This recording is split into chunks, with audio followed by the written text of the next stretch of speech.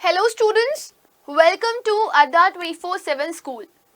I'm Rebecca and in this video session I'm going to cover question and answers of class 11th which has been taken from the book Hornbill. The name of the chapter is Silk Road. This is the 8th chapter of your book written by Nick Middleton. So here we are covering the question and answers that are given in the last of the chapter of the NCERT book. So the first question that we have taken is from give reasons for the following statement.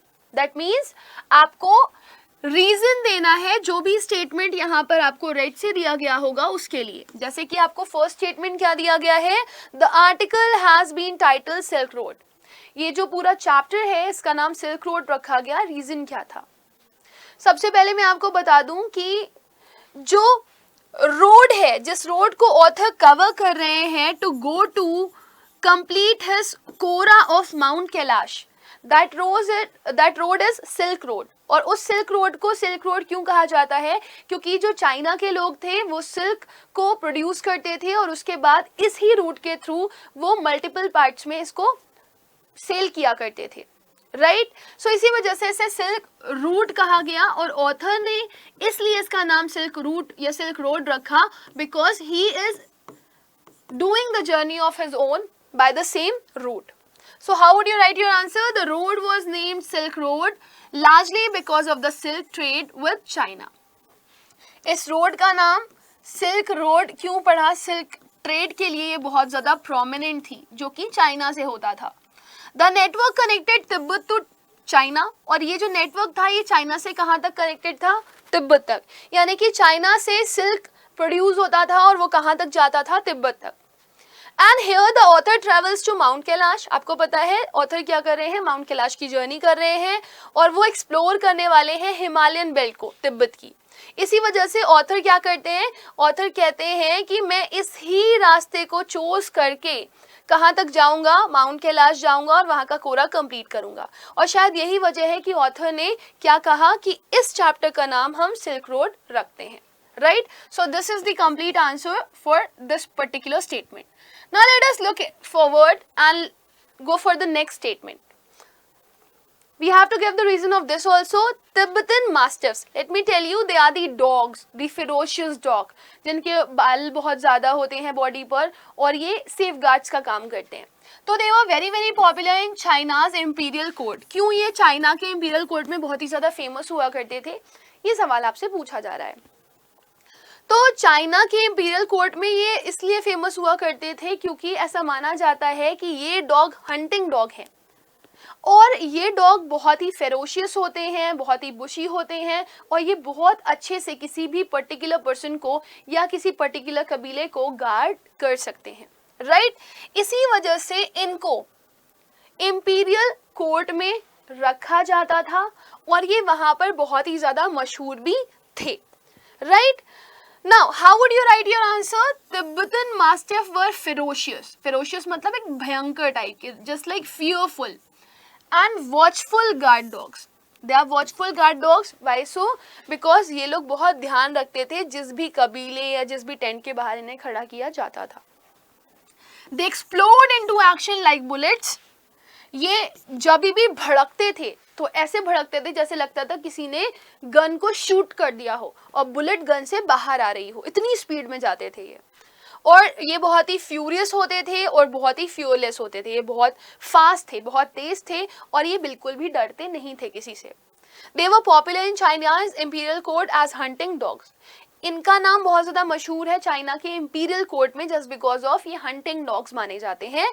They were brought along the silk road. अब ये जो root आप देख रहे हो जिससे author ने mount Kailash तक की जर्नी को कवर किया था, उस रूट के थ्रू ही इनको लाया जाता था पुराने समय में. And they were the tribute from the Tibet. ये एक तरह से ट्रिब्यूट होते थे तिब्बत का. So that's why they were very very famous. अगले क्वेश्चन की तरफ बढ़ेंगे. This is question number 3. Statement है, again we have to give the reason for this particular thing. The author experience at Hor was in stark contrast to earlier accounts of the place. तो आपको याद होगा एक Japanese monk और एक Sweden के person का इन्होंने एग्जाम्पल लिया, जिसको लेकर के उन्होंने ये बताया कि जब वो लोग मानसरोवर रिवर के पास आए तो उसकी प्योरिटी, उसकी सैंक्टिटी को देख करके ये बहुत ही भावुक हो गए थे दोनों। इवन जो स्वीडन का पर्सन था उसको तो ये बताया गया कि वो तो इमोशनलेस था, उसको इमोशंस नहीं आते थे, वो इतनी जल्दी भावुक नहीं होता था, लेकिन फिर भी वो मानसरोवर की प्योरिटी को देख करके भावुक हो गया। लेकिन ऑथर का एक्सपीरियंस यहाँ पे बहुत ख़राब रहा, क्योंकि उनको होर में बहुत ज़्यादा गर्मी दिखी और उनको ये लगा कि मानसरोवर रिवर के बगल में होते हुए भी यहाँ पर इतनी ज़्यादा रफ एंड टफ सिचुएशन क्यों है, जिससे ऑथर कहते हैं कि मेरा जो एक्सपीरियंस था वो जो अकाउंट्स मैंने पढ़ रखे थे उनसे बहुत अलग था। राइट, सो ऑथर का एक्सपीरियंस जो होर में था वो बहुत डिफरेंट था। It was stark contrast, means it was opposite to the earlier accounts of the place, because we will read here. The author observed a neglected horde with sparse vegetation, यानी कि एक ऐसी जगह है जहाँ पर जो ज़मीनें हैं वो बिल्कुल भी उपजाऊ नहीं है, they are barren. A rocky and dusty landscape, वहाँ पे दूर दूर तक आपको मैदान दिखेंगे लेकिन वहाँ पे बहुत धूल दिखेगी और बहुत पथरीली जगह दिखेगी आपको वो। एंड डिस्कार्डेड वेस्ट, और ज़्यादातर कूड़ा कचरा वहाँ पर पड़ा रहता है, ऐसा लगता है जैसे मानो वहाँ पर सफाई ही ना होती हो। इन द सराउंडिंग एरिया दो it sat on the shore of the lake Mansarovar, और ऑथर को ये जान करके बड़ा ही अजीब लग रहा था कि when it is near the lake Mansarovar, it is at the shore of the Mansarovar, तब यहाँ पर इतना ज़्यादा ड्रॉट कैसे है। ऑथर का एक्सपीरियंस होर में बहुत डिफरेंट था बाकी लोगों से, बिकॉज एज पर दोज, यानी कि जो उन्होंने अकाउंट्स पढ़ रखे थे जापानीज ट्रेवलर के, that was Kawaguchi and the Sweden one Hedin, जो स्वीडन का पर्सन था Hedin, they were overcome by the beauty and serenity of the lake and cried, क्योंकि इन लोगों के साथ क्या हुआ था, ये लोग बहुत ही ज़्यादा भावुक हो गए थे जब ये यहाँ पर आने लगे थे और रोने लगे थे सैंक्टिटी को देख करके, प्योरिटी को देख करके इस लेक की। राइट, लेकिन उनके साथ ऐसा कुछ भी नहीं हुआ। वो बहुत ही हैरान थे कि आखिर मानसरोवर, लेक मानसरोवर के पास होने के बावजूद भी ये जगह इतनी ड्रॉटफुल कैसे है। ओके, अगला देखेंगे। नेक्स्ट स्टेटमेंट है फोर्थ वन, जिसका रीजन हमें देना है, the author was disappointed with Darchen. अब ऑथर डाचिन से भी डिससेटिस्फाइड थे, द टाउन। राइट, डार्चिन में वो क्यों डिससेटिस्फाइड थे, क्योंकि डार्चिन एक हाइट पर था और ये कैसी जगह थी जहाँ पर ऑथर की तबीयत बहुत ज़्यादा ख़राब हो गई थी, उनके नोज ब्लॉक हो गया था, उन्हें कफ एंड कोल्ड हो गया था और उनको लग रहा था कि शायद वो मर जाएंगे। तो यहाँ पे उनका एक्सपीरियंस जो था वो बहुत ही ख़राब था, इस वजह से वो डिसअपॉइंटेड थे डार्चिन से। He was completely dissatisfied. Okay, now look at this. The author was disappointed with Darchin. Why? Because the high altitude of the place was giving him health issues. यहाँ पे क्योंकि ये जो डार्चिन जगह है ये बहुत ऊंची है, ऊंचे ऊंचे पहाड़ है यहाँ पर, जहाँ पर आपको जाना पड़ता है और जब आप यहाँ पे जाओगे तो आपको हेल्थ इश्यूज फेस करने पड़ सकते हैं। तो ऑथर को इसके साथ भी यही हुआ, उन्हें हेल्थ इश्यूज फेस करने पड़ गए। He had a bad cold due to which he felt an uneasy sleep. उनको बहुत तेज जकड़न हो गई थी, ठंड लग गई थी उनको, जिसकी वजह से वो रात में ढंग से सो भी नहीं पाए। ढंग से क्या नहीं सो पाए, वो रात भर जागते ही रहे वहाँ पर। Since he was one of the early arrivals of the Pilgrim season, और फिर वो बताते हैं कि उन्हें ऐसा लग रहा था कि वो पिलग्रिम सीजन्स में सबसे अर्ली अराइवल बने। क्यों? क्योंकि उन्हें लग रहा था कि वहाँ पर लोग बहुत कम हैं, जिससे ये पता चलता था कि अभी पिलग्रिम सीजन आया नहीं है और वो शुरुआती तौर पर आ चुके हैं पिलग्रिम सीजन के। उनको लग रहा था कि वो यहाँ पर बहुत जल्दी आ गए हैं, ये सही समय नहीं है उनके यहाँ आने का। Because there were not any pilgrim coming to the place, क्योंकि कोई भी वहाँ पर यात्री थे ही नहीं जो माउंट कैलाश की तरफ जा रहे हों, तो उन्हें अकेलापन सा भी फील हो रहा था। ये भी एक्सपीरियंस उनका खराब हो गया था। The place was dusty partially ruin, उनको देखने के लिए लग रहा था कि वो जगह बहुत धूल से भरी हुई है और आधे से ज़्यादा वो खराब हो चुकी है, और यहाँ पर बहुत सारे मिट्टी के ढेर हैं, ढेले हैं। हीप्स ऑफ रबल का मतलब है खूब सारे ढेले रखे हुए हैं मिट्टी के एक जगह पे भरे हुए, और बहुत सारी बेकार चीज़ें हैं जो कि इस जगह की सुंदरता को ख़त्म कर देती हैं। सो उनको बिल्कुल भी डार्चिन एक अच्छी जगह नहीं लगी थी, उनका एक्सपीरियंस यहाँ का बहुत ही ख़राब रहा था। अगला क्वेश्चन जो हम लेंगे वो आपका क्वेश्चन नंबर 1 है, related to the second part of your NCERT books question. Briefly comment on, यानी कि आपको टिप्पणी देनी है इस पर। आपने अपने पॉइंट्स यहाँ पर कलेक्ट करके लिखने हैं कि आपको क्या समझ में आ रहा है इस चीज से। The purpose of author's journey to mount Kailash, author mount Kailash की जर्नी क्यों करना चाहते थे, राइट तो आपको याद होगा कि आपने ये चीज पढ़ी थी कि जो ऑथर थे वो अपने एक सेल्फ प्रोग्राम में लगे हुए थे, जहां पर वो अपनी पॉजिटिविटी को बढ़ाना चाहते थे, अपनी स्पिरिचुअल इंटेंस को बढ़ाना चाहते थे, राइट तो अपनी स्पिरिचुअल कंसाइंस को बढ़ाने के लिए उन्होंने क्या किया, उन्होंने सोचा कि वो अपना कोरा कंप्लीट करेंगे माउंट कैलाश का। तो बेसिकली उनका मेन पर्पस जो था इस जर्नी का वो ये था कि वो माउंट कैलाश का एक कोरा कंप्लीट करना चाहते थे, ताकि वो थोड़ा सा पीसफुल हो पाए और वो थोड़ा ज्यादा पॉजिटिव हो पाए। So how would you write it? Nick Middleton जो कि ऑथर हैं, trip to mount Kailash was part of self improvement programme. वो अपने आप को इम्प्रूव करना चाहते थे। The author wanted to encourage his positive thinking, author positive थे लेकिन वो अपनी पॉजिटिव थिंकिंग को और बढ़ावा देना चाहते थे। So he went on a pilgrimage, इसी वजह से वो पिलग्रिमेज पे चले गए थे। And what was that pilgrimage? Mount Kailash, to complete his kora. Kora क्या होता है? रोटेशन और रिवोल्यूशन, है ना। आपने देखा होगा ना, जैसे सपोज यहाँ पर कोई चीज है, सपोज मैंने एक पत्थर रख दिया और आप इसके इर्द गिर्द पूरा घूम करके वापस आ रहे हो, जिस प्लेस से आपने स्टार्ट किया था आप घूम करके उसी प्लेस पे आ गए। So this is the revolution. तो आप ये कोरा कंप्लीट कर रहे हो। तो ये कोरा किसको बोलते हैं? जब भी किसी रिलीजियस प्लेस को आप ऐसे एनसर्कल करते हो और उसको ऐसे चक्कर काट करके वापस आते हो तो उसको आप कोरा बोलते हो। नेक्स्ट स्टेटमेंट है जिसपे आपको कमेंट करना है, the author physical condition in Darchen. Author की हालत कैसी थी जब वो डार्चिन में थे? ऑथर को ठंड लग चुकी थी हाई एल्टीट्यूड की वजह से, उनका एक नॉस्ट्रल बंद हो गया था। जब वो सोने चलते थे तो उनको सफोकेशन होने लगता था, उनकी चेस्ट पर उनको एक भारीपन लगता था जिसकी वजह से उनको उठ के बैठना पड़ रहा था। और ऑथर ने काफ़ी ट्राई किया कि वो सो जाए लेकिन उनको फिर भी नींद नहीं आई। तो बेसिकली उनकी फिजिकल कंडीशन बहुत ख़राब हो गई थी, जिसके लिए उन्हें अगले दिन एक मेडिकल कॉलेज भी जाना पड़ा अपना ट्रीटमेंट करवाने के लिए। सो how would you write it? The author was not physically well, author ठीक नहीं थे। व्हेन ही रीच्ड डार्चिन, जब वो डार्चिन पहुंचे। One of the author's nostril became blocked, author का एक नथुना जो था, नोस्ट्रल एक नथुना जो था वो बंद हो गया था, ड्यू टू कोल्ड विंड, क्योंकि ठंडी ठंडी हवाएं चल रही थी। कहाँ पे? होर पे। And he was not able to sleep well that night, और फिर वो उस रात सो भी नहीं पाए। The next day Tsetan took him to the Darchen medical college where the Tibetan doctor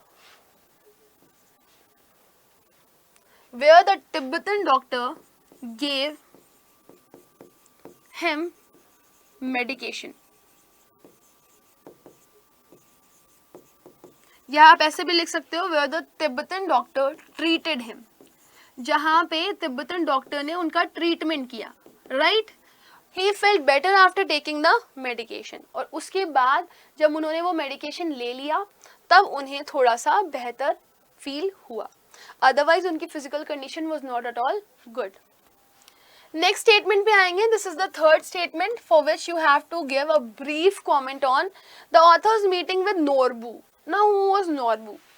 Norbu was also a person, actually he was trying to get some information related to what? Related to Mount Kailash and its journey, right? वो कोरा के बारे में काफ़ी सारी knowledge लेना चाहता था और वो लिखना चाहता था उसके बारे में।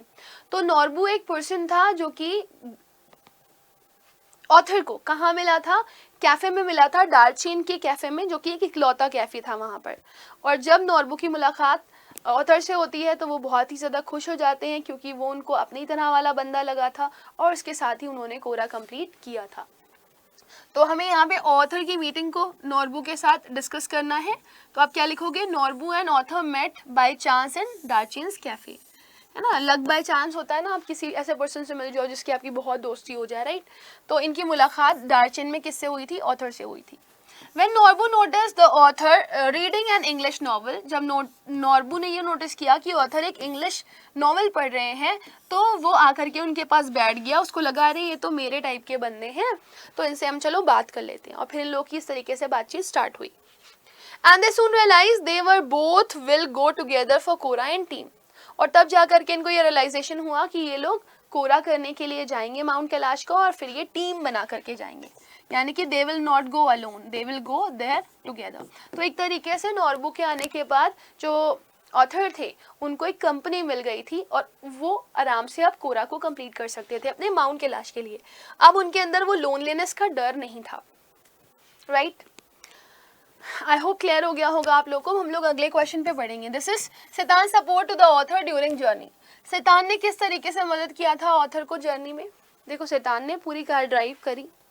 शैतान उनको रास्ते में हर एक जगह का इंट्रोडक्शन देते हुए जा रहा था कि ये जगह है, ये जगह है, ये जगह है, फिर कहाँ कहाँ पे किस किस तरीके की परेशानियाँ आ सकती हैं, किस तरह के ऑब्स्टिकल आ सकते हैं, उनको कैसे ओवरकम करना है, वो सारी चीज़ें वो ऑथर को बता रहा था.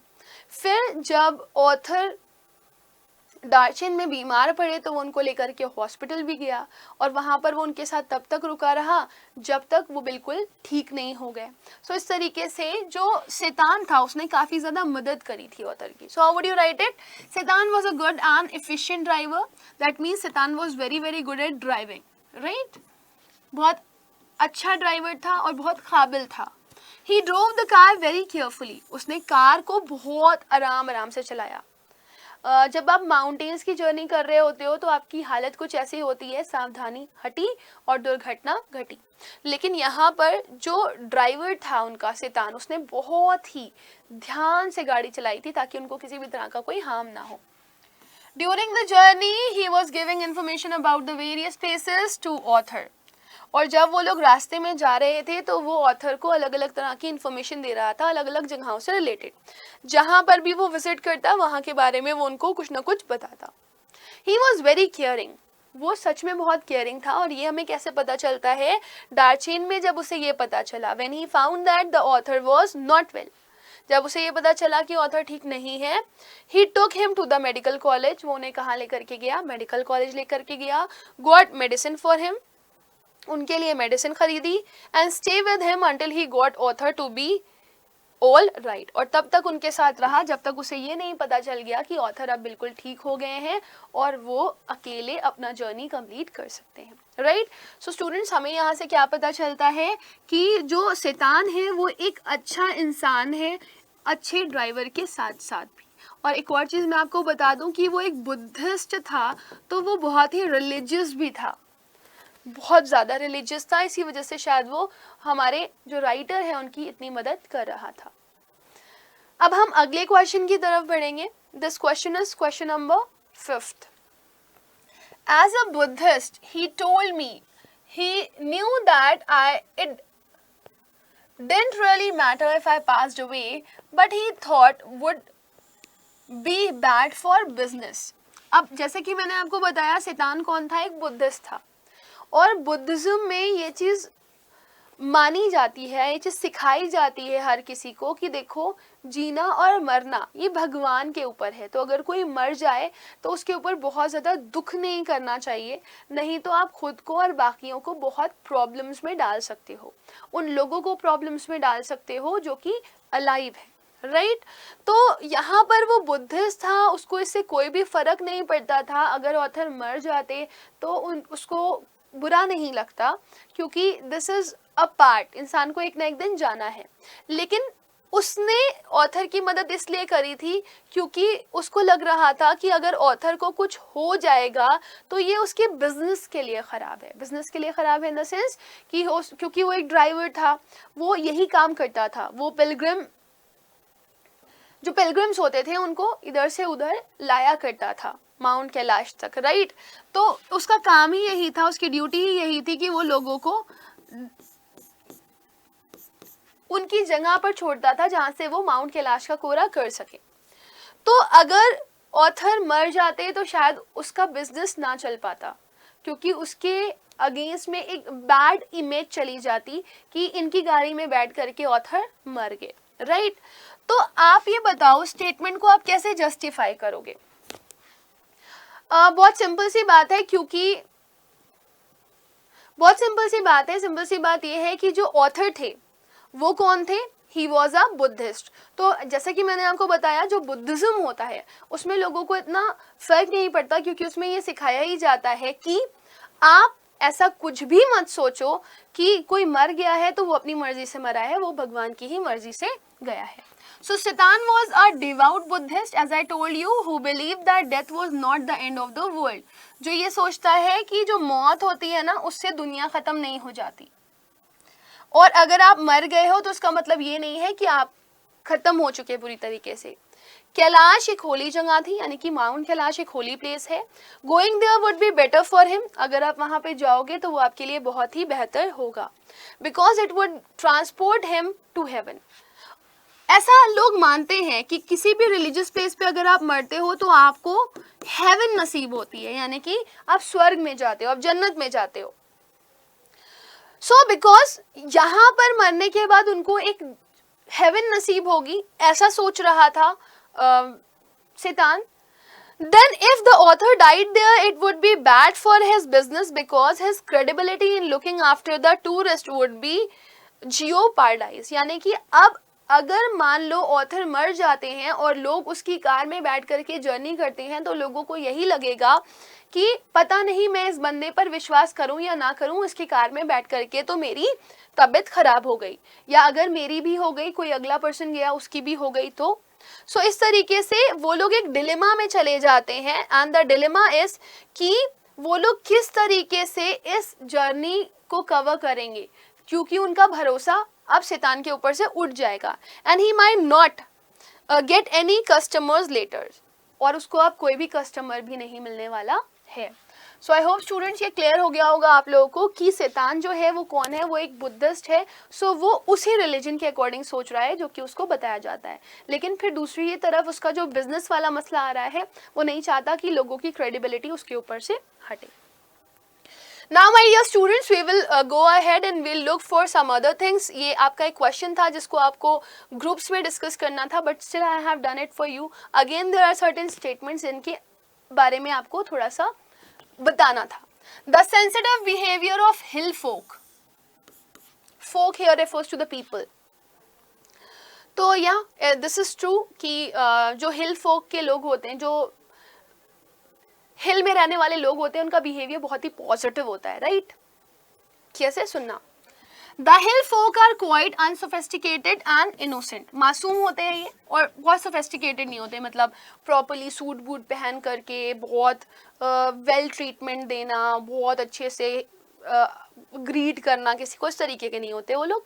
जैसे कि आपने यहाँ पे शैतान को भी देखा होगा, ये लोग बहुत रिलीजियस होते हैं, इनके अंदर भगवान का डर होता है। They are very much hospitable and take care of the visitors from outside। ये लोग हॉस्पिटलिटी में बहुत ज़्यादा मान रखते हैं, या फिर इनकी मान्यता हॉस्पिटलिटी को लेकर के बहुत ज़्यादा होती है। ये लोग मानते हैं कि जो भी हमारे टूरिस्ट हैं वो हमारे लिए भगवान है, और उनकी सेवा करना हमारा फर्ज है। तो ये जो भी इंसान बाहर से आया होता है उसका बहुत ही ज़्यादा ख्याल रखते हैं। अगला क्वेश्चन है यहाँ पर, the reasons why people willingly undergo the travels of difficult journey. क्या रीजन है जिसकी वजह से लोग खुद की इच्छा से इतनी परेशानी भरी जगह को कवर करते हैं, इतनी कठिन परिस्थितियां होने के बाद भी लोग इस जर्नी को करना चाहते हैं, वो भी विलिंगली। तो यहाँ पर जिस तरीके से अगर हम एग्जाम्पल लें हमारे ऑथर का, जो कि ऑथर एक कौन थे? एकेडमिशियन थे। Hence, he undertook the journey for the purpose of education. For him, it was a learning experience. अब लोग जनरली यहाँ पर जाते हैं, या तो वो रिलीजियस भक्ति की वजह से जाते हैं, या फिर वो कुछ ना कुछ लर्न करने के लिए जा रहे होते हैं। तो पहला रीजन तो ये है कि लोग यहाँ पर जाने का रिस्क इसलिए लेते हैं क्योंकि उन्हें कुछ ना कुछ वहाँ पे लर्न करना है। दूसरा, people undertake journeys because of the spirit of adventure. उनको एडवेंचर हो रहा है, एडवेंचर मिल रहा है यहाँ पर, और वो एक पॉजिटिव एस्पेक्ट से जाते हैं कि यहाँ पर हम लोग अपनी स्पिरिट को डेवलप कर सकते हैं एडवेंचर की। The areas covered by the author are some of the most difficult terrains in the world. अब ये जो रास्ता ऑथर ने कवर किया है, ये बहुत ही डिफिकल्ट रास्ता है, और अगर इसको किसी ने कवर कर दिया तो उसके अंदर हिम्मत आ जाएगी। The third can be a religious reason. जो तीसरा रीज़न मैं आपको बता रही थी वो एक रिलीजियस रीज़न हो सकता है कि लोग विजिट करना चाहते हैं माउंट कैलाश पर, क्योंकि ये एक पिलग्रिमेज है, ये एक तीर्थ यात्रा स्थल है जहाँ पर लोग जाएंगे तो उन्हें ऐसा लगता है कि उनको मुक्ति की प्राप्ति होगी, उनके पाप धुल जाएंगे, just like that. So 3 main reasons जो यहाँ पर बताए गए हैं वो यही है। पहला लर्निंग पर्पस के लिए लोग जाते हैं, दूसरा स्पिरिचुअल डेवलपमेंट के लिए जाते हैं, और तीसरा रिलीजियस होने की वजह से जाते हैं। अगला स्टेटमेंट यहाँ पर आपको दिया गया है, that is the accounts of exotic places in legends and the reality. बहुत सारी बातें हमको बताई गई, हमें अलग अलग एक्सपीरियंसेस लोगों के पढ़ने के लिए मिलते हैं इन जगहों के बारे में, स्टोरीज में। Legends refers to the story जो कि आपको सुनाई जाती है, जैसे माउंट कैलाश भी एक जगह है, इसके बारे में भी काफी सारी फेबल्स लोगों ने हमें सुनाई हैं। और रियलिटी, इन दोनों में डिफरेंस क्या है? अब यहाँ पे अगर मैं ऑथर का एग्जाम्पल लूँ तो ऑथर ने 2 लोगों के अकाउंट को मेंशन किया जिन्होंने बोला कि जब हम लेक मानसरोवर गए तो हम बहुत ही भावुक हो गए क्योंकि उसकी सैंक्टिटी को देख करके हमारी आंखों में आंसू आ गए। लेकिन ऑथर ने जो खुद एक्सपीरियंस किया था, उनका एक्सपीरियंस बहुत ही बैड था क्योंकि उनको बहुत ही रफ और ड्रॉट प्लेस दिखाई दी वो, right. So there are many accounts of exotic places in legends and the reality. बहुत सारी एक्सोटिक प्लेस के बारे में यहाँ पर किस्से सुनाए जाते हैं जो कि कहानियां भी होती हैं और रियलिटी भी होती है। Places like Mount Kailash, Mansarovar occupy a prominent place in legends. There are many articles written about these places. So ये जो अकाउंट्स हैं एक्सोटिक प्लेसेस के बारे में वो लिखे ही इसलिए जाते हैं क्योंकि वहाँ पर कुछ ना कुछ स्पेशल होता है ना। और यहाँ पर इस चैप्टर में हमें जो 2 एक्सोटिक प्लेसेस के बारे में डिस्क्रिप्शन दिया गया है, that was lake Mansarovar and mount Kailash. और ये बहुत सारे लोगों ने, ऐसा नहीं है कि सिर्फ ऑथर ने इसके बारे में लिखा, बहुत सारे लोगों ने इसके बारे में कई सारी कहानियां भी लिखी हैं और कई सारे लोगों ने इसके बारे में ट्रूथ भी लिखा है।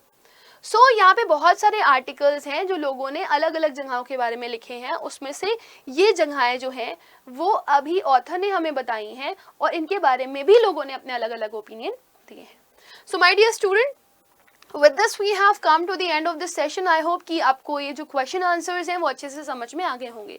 और अगर आपको सेशन अच्छा लगा हो तो उसे लाइक और शेयर करना बिल्कुल मत भूलिएगा। अगर आप चैनल पे नए हैं तो उसको सब्सक्राइब करना बिल्कुल मत भूलिएगा, क्योंकि आप सब्सक्राइब करेंगे और बेल आइकन दबाएंगे तभी आपको इसकी नोटिफिकेशंस मिल पाएंगी और आप हमारे बाकी वीडियो से भी कनेक्ट रह पाओगे। So thank you and bye bye.